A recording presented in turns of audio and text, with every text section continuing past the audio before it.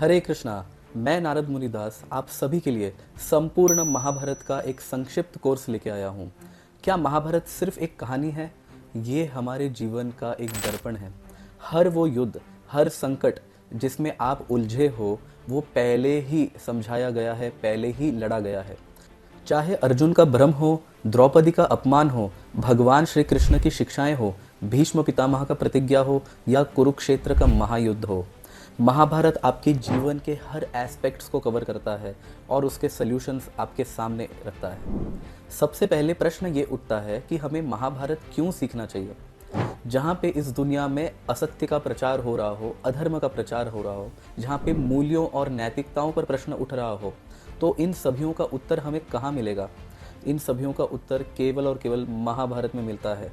अगर आप लाइफ के प्रॉब्लम सॉल्व नहीं कर पा रहे, बहुत ही कंफ्यूज्ड हो, तो महाभारत आपको सिखाता है किस प्रकार से अर्जुन ने भगवान कृष्ण से प्रश्न उत्तर करके अपने लाइफ के सभी प्रॉब्लम्स को सॉल्व कर दिया।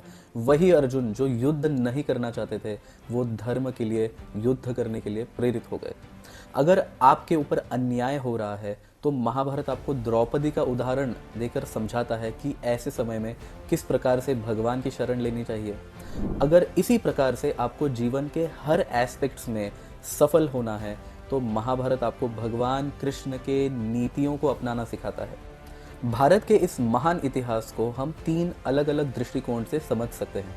सबसे पहला पर्सपेक्टिव जो है वो है भक्ति का। इस पूरे ग्रंथ में केवल भगवान श्री कृष्ण और उनके शुद्ध भक्त पांडव, उनकी ही महानता का वर्णन हो रहा है। दूसरा पर्सपेक्टिव है संस्कृति का।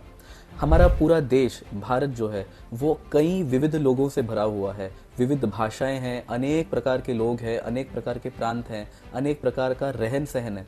लेकिन ऐसी क्या वो वस्तु है जो हम सभियों को जोड़े रखे हैं? वो है हमारी संस्कृति, हमारे परंपराएं।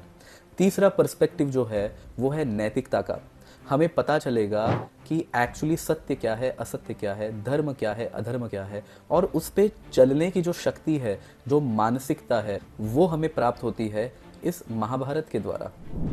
आज के इस समय में हर एक इंसान अपने ही मन में युद्ध कर रहा है। आपको अगर ऐसा लगता है कि आप भी अर्जुन के जैसे ही कंफ्यूज्ड हो, आप डिसीजन नहीं ले पा रहे, या आप भी द्रौपदी जैसे अन्याय को फेस करते जा रहे हो, तो ये कोर्स आपके लिए है। जल्द ही इस कोर्स में रजिस्ट्रेशन कीजिए और संपूर्ण महाभारत, पूरे 18 पर्वों को संक्षिप्त रूप में समझिए। हरे कृष्णा।